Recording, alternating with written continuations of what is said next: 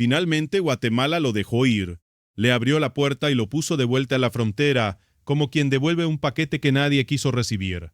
Douglas Ernesto Vides García pensó que había encontrado un refugio al otro lado de la línea. Se equivocó. Lo conocen como el Gorila, y durante meses fue señalado como palabrero de la pandilla 18 Sureños, uno de los apodos que en El Salvador ya no sirve para esconderse, sino para ser reconocido de inmediato por un sistema que no olvida un rostro. El 5 de julio de este año, cuando las autoridades guatemaltecas lo expulsaron hacia territorio salvadoreño, el Gorila cruzó el punto fronterizo de San Cristóbal convencido de que era un trámite más. No lo era. Del otro lado lo esperaban los sistemas de identificación de la Policía Nacional Civil, y con ellos el final de una fuga que él mismo pensó que sería permanente. Hoy le vamos a contar cómo un hombre que huyó de El Salvador para no enfrentar la justicia terminó siendo entregado sin darse cuenta directo a las manos del país, que lo buscaba, y por qué su caso confirma que la frontera dejó de ser el refugio que durante años fue para estructuras como el Barrio 18.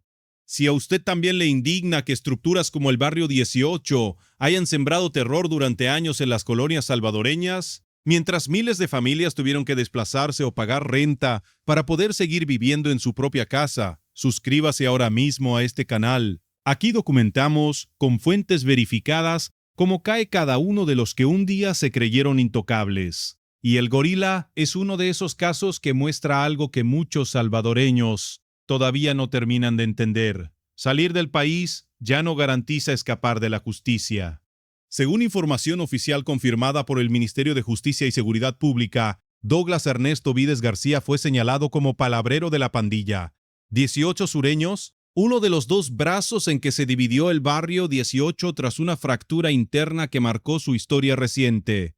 Un palabrero no es un pandillero cualquiera, es quien da la cara ante la estructura, quien transmite las órdenes de los niveles superiores hacia las células que operan en las colonias y quien responde ante la pandilla cuando algo no sale como se planeó. Las autoridades indicaron que Vides García permanecía bajo vigilancia debido a su historial delictivo y que era buscado activamente por las estructuras de inteligencia salvadoreñas antes de su expulsión desde territorio guatemalteco. La facción Sureños a la que según las autoridades pertenecía el Gorila es una de las dos grandes ramas en las que se dividió el Barrio 18 hace más de 2 décadas, tras una ruptura interna que llevó a la organización a operar como dos estructuras rivales, cada una con su propia cadena de mando, sus propios territorios y sus propias reglas internas. Esa división nunca significó menos violencia. En muchos casos significó lo contrario, porque ambas facciones compitieron durante años por el control de las mismas zonas.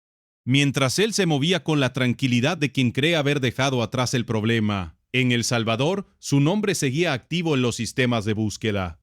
Vale la pena detenerse un momento en lo que representa la palabra palabrero dentro de la estructura del Barrio 18, porque de ahí se entiende por qué las autoridades salvadoreñas no trataron su captura como una más. Cada clica, que es la célula más pequeña dentro de la organización, opera bajo un mando territorial. Ese mando es precisamente el palabrero, la persona que decide quién extorsiona qué negocio, quién vigila que calle y quién responde ante la pandilla cuando algo falla. No es un cargo simbólico, es un cargo con autoridad real sobre la vida cotidiana de una o varias colonias, con capacidad de ordenar castigos internos y de decidir en la práctica cuánto terror se ejerce sobre una comunidad determinada. Que un hombre con ese nivel de mando haya logrado salir del país y sostenerse fuera durante meses dice mucho sobre la capacidad de movilidad que todavía conserva el Barrio 18, incluso después de 3 años de régimen de excepción. Para entender por qué un hombre como el Gorila terminó cruzando hacia Guatemala, hay que entender lo que ha significado el régimen de excepción para miles de pandilleros del Barrio 18 y la MS-13 desde marzo de 2022. La ofensiva del gobierno salvadoreño no solo llenó las cárceles del país, también empujó a una parte de la estructura criminal hacia afuera. Cientos de mareros salieron del Salvador buscando países donde las autoridades no tuvieran acceso inmediato a sus antecedentes, donde pudiera mezclarse entre la población migrante y esperar a que las cosas se calmaran. Desde que se decretó el régimen de excepción, casi 76,000 personas han sido detenidas en El Salvador bajo señalamientos de pertenecer a estructuras criminales, según cifras que el propio gobierno ha reconocido públicamente. Ese número por sí solo explica por qué tantos pandilleros del Barrio 18 y la MS-13 decidieron que quedarse dentro del país ya no era una opción viable. Guatemala, por su cercanía y por el volumen de tránsito migratorio que recibe a diario, se convirtió en uno de los destinos más comunes para esa fuga silenciosa. El gorila siguió ese mismo patrón. No hay indicios, según la información disponible, de que haya intentado establecer una nueva estructura criminal en suelo guatemalteco. Lo que sí documenta las autoridades es que permaneció fuera del país, mientras las fuerzas de seguridad salvadoreñas mantenían activa su búsqueda. Ahí está el primer error de cálculo de El Gorila.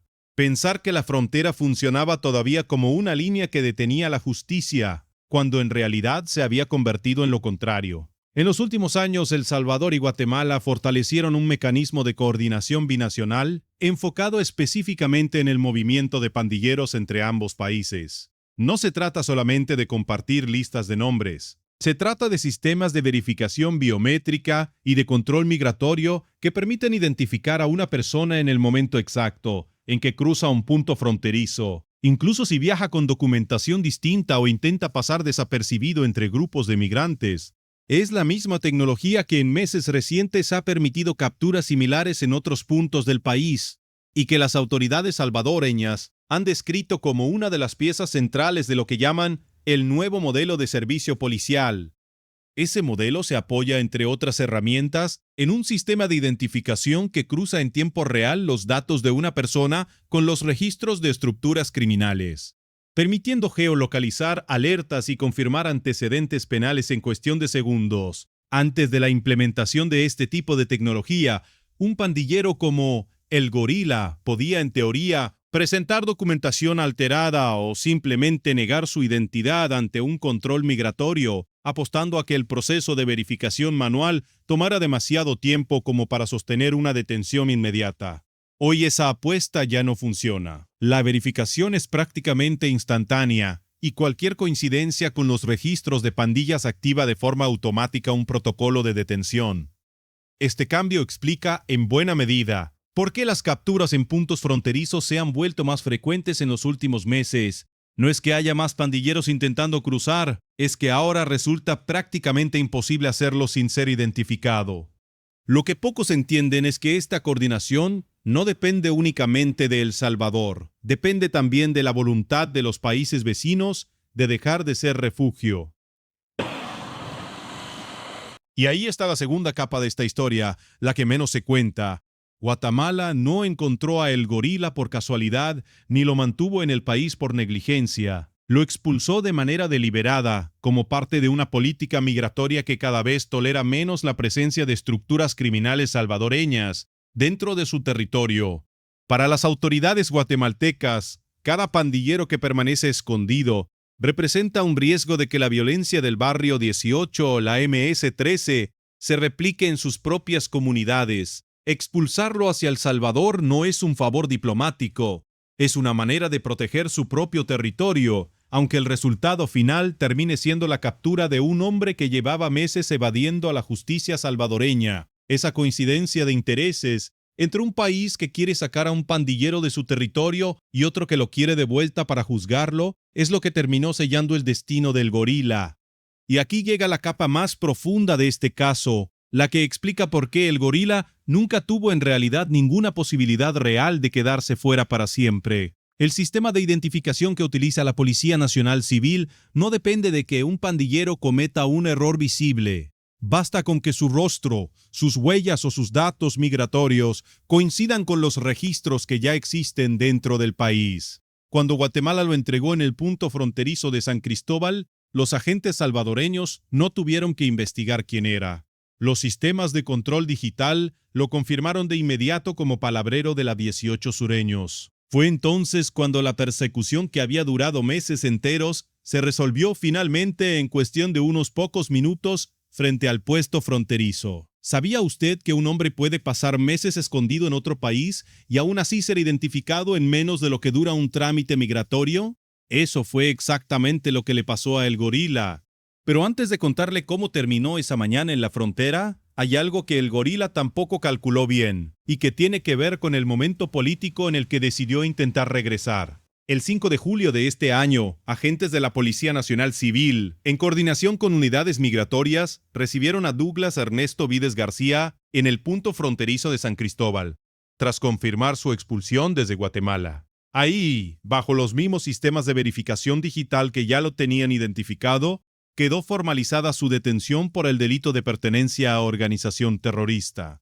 No hubo persecución con sirenas ni operativo nocturno. Hubo simplemente un hombre que llegó al lugar equivocado en el momento en que el sistema ya sabía exactamente quién era. En el procedimiento participaron unidades policiales y migratorias de ambos países, que trabajaron de manera coordinada para verificar la identidad del detenido antes de formalizar su entrega a las autoridades salvadoreñas.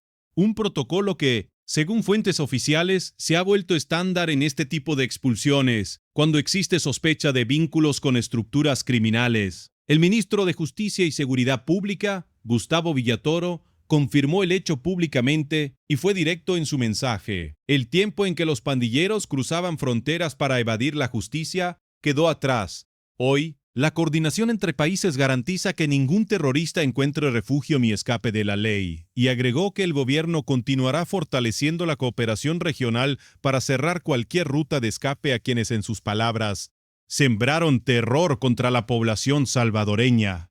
La captura de el gorila no es un caso aislado dentro de esa estrategia. En las últimas semanas, las autoridades salvadoreñas han reportado varias detenciones similares en distintos puntos fronterizos del país, todas ellas vinculadas a pandilleros que habían salido de El Salvador buscando escapar del régimen de excepción. Lo que distingue a este caso es el perfil del capturado. No se trata de un miembro raso, sino de alguien que ejercía una función de mando dentro de su clica, lo que en términos prácticos significa que su ausencia debilita directamente la capacidad operativa de la estructura que dirigía antes de huir. Las autoridades no han detallado públicamente cuántas órdenes dio el gorila mientras estuvo activo, pero sí confirmaron que su historial delictivo era suficiente para mantenerlo bajo vigilancia, incluso mientras se encontraba fuera del país. Ahora bien, ¿qué significa este final para alguien que durante meses vivió fuera del alcance directo del régimen de excepción? Significa, en términos concretos, un camino que ya conocen bien miles de pandilleros salvadoreños. El proceso judicial correspondiente y, de confirmarse los cargos, el traslado hacia el sistema penitenciario de máxima seguridad que el gobierno ha construido específicamente para estructuras como el Barrio 18 y la MS-13. El contraste no podría ser mayor. Mientras estuvo en Guatemala, el gorila tuvo movimiento, tuvo la posibilidad de mezclarse entre la población y de sostener, al menos parcialmente, la ilusión de una vida fuera del radar. Ese margen desaparece por completo dentro del sistema penitenciario salvadoreño actual, donde el control es total y donde no existe la posibilidad de comunicación con el exterior que antes permitía a estructuras como el Barrio 18 seguir operando incluso desde dentro de las cárceles. Es el mismo modelo penitenciario que el gobierno ha mostrado públicamente en decenas de traslados masivos de pandilleros desde que se inauguró, y que se ha convertido en la imagen más reconocible dentro y fuera de El Salvador, de lo que significa hoy caer en manos del régimen de excepción. Detrás de un nombre y un alias hay siempre un daño que no siempre se cuenta con la misma atención que la captura. El Barrio 18, y particularmente su facción Sureños, construyó durante años su poder territorial a través de la extorsión sistemática a comerciantes, transportistas y familias enteras que no tenían otra opción que pagar para poder seguir viviendo en sus propias colonias. No hablamos de un fenómeno abstracto, hablamos de negocios que cerraron, de rutas de transporte que dejaron de operar por miedo, de familias que tuvieron que abandonar sus casas de un día para otro, porque un palabrero como el gorila o alguien de su misma estructura decidió que esa colonia ya no era segura para ellos. Cada palabrero capturado representa, en teoría, una cadena de mando que se rompe, aunque las organizaciones de derechos humanos y algunos analistas de seguridad advierten que la estructura completa del Barrio 18 todavía conserva presencia fuera de El Salvador, particularmente en Guatemala, Honduras y México, países donde continúan operando células que hasta ahora no han sido desarticuladas por completo. Quienes vivieron bajo el control de una clica como la que presuntamente dirigía el gorila saben que el daño no se mide únicamente en homicidios. Se mide también en la cantidad de familias que dejaron de dormir tranquilas porque un cobro de renta llegaba puntual cada mes, en los comerciantes que cerraron sus negocios porque ya no podían sostener el pago semanal exigido por la pandilla, y en los jóvenes de esas mismas colonias a quienes se les presentaba una única alternativa: integrarse a la estructura o convertirse en su próximo objetivo. Es el tejido que el Barrio 18 construyó durante más de 2 décadas en El Salvador. Y es también el tejido que el gobierno actual sostiene estar desmantelando, colonia por colonia, palabrero por palabrero. La diferencia con años anteriores es que, según los registros oficiales, la mayoría de estas estructuras ya no controla territorio dentro del país. Lo que conservan es presencia en el exterior, sostenida por quienes, como el gorila, lograron salir a tiempo. Las autoridades salvadoreñas insisten en que ese control ya no representa un riesgo activo para las comunidades dentro del país, pero reconocen de manera indirecta que la amenaza no ha desaparecido del todo mientras existan pandilleros con mando operando desde fuera de las fronteras nacionales. Es una guerra que cambió de escenario, ya no se libra principalmente en las calles de San Salvador, sino en los puntos de control migratorio de Centroamérica, donde cada expulsión, cada verificación biométrica y cada coordinación entre gobiernos representa una batalla distinta a las que este canal documentó durante los primeros años del régimen de excepción. Ese precisamente el cabo suelto que deja este caso. La captura del gorila confirma que el mecanismo de coordinación fronteriza funciona, pero también deja una pregunta abierta que las propias autoridades salvadoreñas reconocen de forma indirecta cuando hablan de continuar fortaleciendo a la cooperación regional. ¿Cuántos palabreros como él siguen escondidos en este momento en algún punto de Centroamérica, esperando el mismo error de cálculo que tuvo el gorila? La respuesta, por ahora, no la tiene nadie con certeza. Lo que sí es un hecho es que el gobierno de Nayib Bukele ha convertido la persecución transnacional de pandilleros en una de las piezas centrales de su discurso de seguridad, y que cada captura como esta se presenta como evidencia de que ya no existe, para estructuras como el Barrio 18, un territorio verdaderamente seguro en la región. Esta historia importa no solamente porque un palabrero más quedó detenido, sino porque expone algo que el Barrio 18 tardó años en entender. La frontera dejó de ser una salida. Durante mucho tiempo, cruzar hacia Guatemala, Honduras o México fue para cientos de pandilleros salvadoreños la última carta disponible frente al régimen de excepción. Ese margen se está cerrando caso tras caso. Pero mientras haya estructuras del Barrio 18 y de la MS-13 activas fuera de El Salvador, la historia de El Gorila no será la última de su tipo. Y este canal seguirá documentando cada una de esas capturas, con la misma exigencia con la que le contamos esta. Quedan preguntas que por ahora ni las autoridades salvadoreñas ni las guatemaltecas han respondido públicamente. ¿Cuántos palabreros de la 18 sureños continúan operando desde territorio extranjero? ¿Qué tan coordinada está realmente esa estructura fuera de las fronteras salvadoreñas? Y si detrás de la salida del gorila hubo apoyo logístico de otros miembros que todavía no han sido identificados. Esas son precisamente las preguntas que este canal seguirá investigando en los próximos videos. Si este caso le mostró algo que no sabía sobre cómo opera hoy la persecución contra las pandillas, hay otra historia que tenemos preparada y que le va a interesar todavía más. Suscríbase porque esta guerra contra el Barrio 18 y la MS-13, según todo lo que hemos documentado caso por caso en este canal a lo largo de los últimos meses, todavía no ha terminado.